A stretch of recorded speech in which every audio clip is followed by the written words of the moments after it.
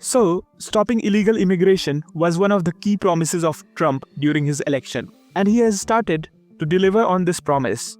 Other countries have no option other than to follow the diktat, and the Indian government has been the first one to absorb the hit. India has agreed to take back 18,000 of its people who are living illegally in USA. Now the question is, has the Indian government really taken a blow? Because no other government has agreed to Trump as easily the Indians have. What's lurking beneath the surface? Let's unearth it. Look at this chart. The number of illegal immigrants from India has been increasing at a rapid rate in the US. If compared to 2011, it has increased to 70% in 2021.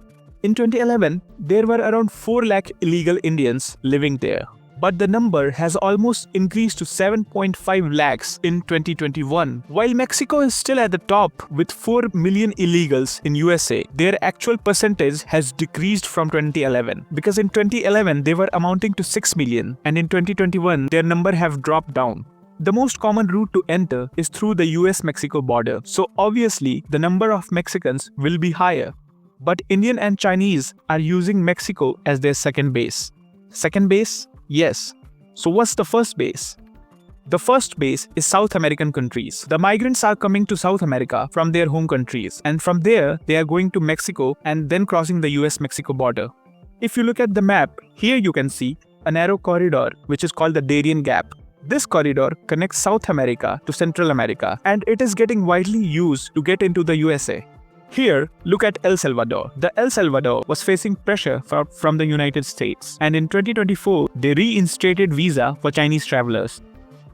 Because between 2023 and 2024, around 66,000 Chinese travelers visited to El Salvador, but only 34,000 of those were recorded to go back. The remaining 32,000 had no record of leaving the country. So obviously, these people are not enjoying their life in Salvador.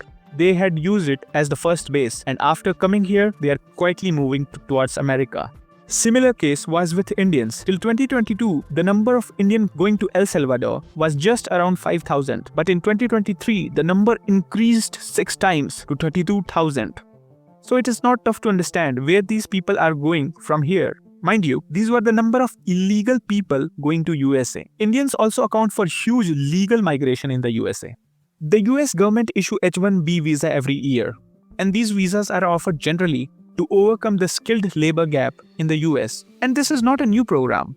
It was started in 1990 by George Bush to attract foreign talents like engineers, educators, and scientists. And since you heard the word talented, then obviously you can replace it with Indians.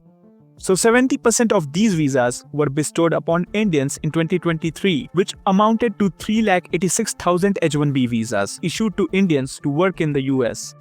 Now, it should be clear that why Indian government is more than willing to take back these 18,000 illegal immigrants. Because we are the people getting the most benefits from the H-1B program, and we won't want it to get it in any trouble. Yes, trouble. Because lately, there has been a kind of civil war in the Republican Party on this visa issue.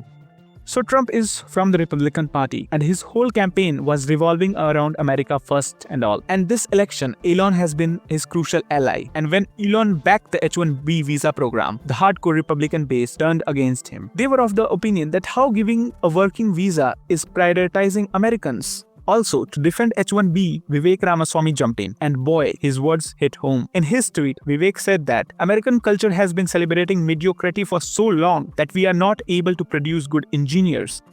Well, his tweet was not just this short. You can pause it and read it. I'm just giving you the gist what his tweet said.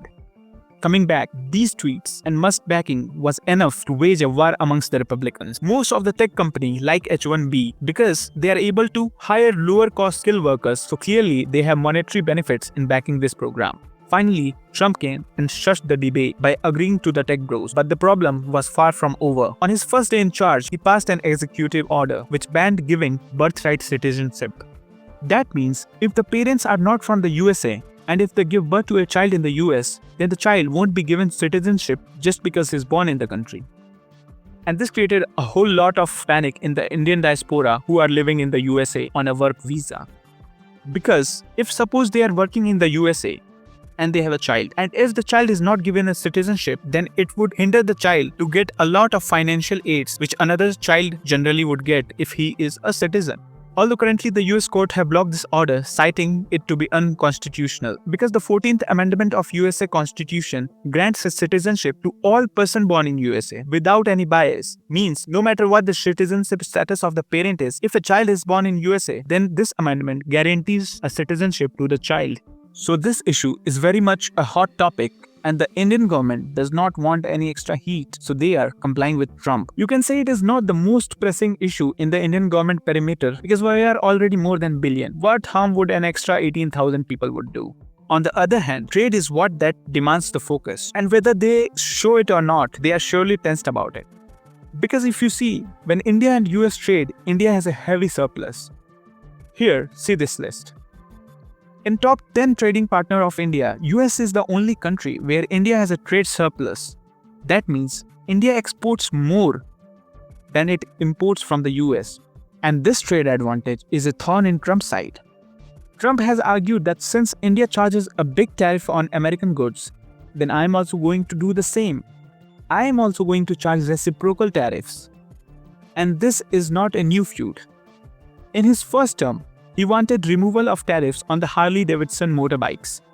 But to protect its own automobile sector, the Indian government didn't comply with Trump. And in retaliation, Trump revoked India's GSP status in 2019. This system had allowed developing countries like India to sell almost 2,000 products in the US market without any tariff. India was gaining almost $5 billion when it used the generalized system of preference. And it was the largest beneficiary of this program. So it is quite understandable why the Indian government may be a little nervous about the trade policy with US, although the Indians would have a leverage when it's come to security issues. Because Trump's main agenda has been to counter the Chinese as well, and during his first term, the security cooperation was astonishing. The Quad partnership was rejuvenated. India signed 3 foundation agreements with US during that term. These were LEMOA, COMCASA, and BECA. These pacts allowed both countries to exchange real-time intelligence, exchange logistics, and share encrypted platforms. So the security aspect was booming. Therefore, Trump is not expected to press India too much because he would definitely want a friendly cooperation in the Indo-Pacific. There will be minor hurdles, but again, he is Trump, so we will see. With this is the end of today's topic. This is Raj signing off. Hit like and subscribe.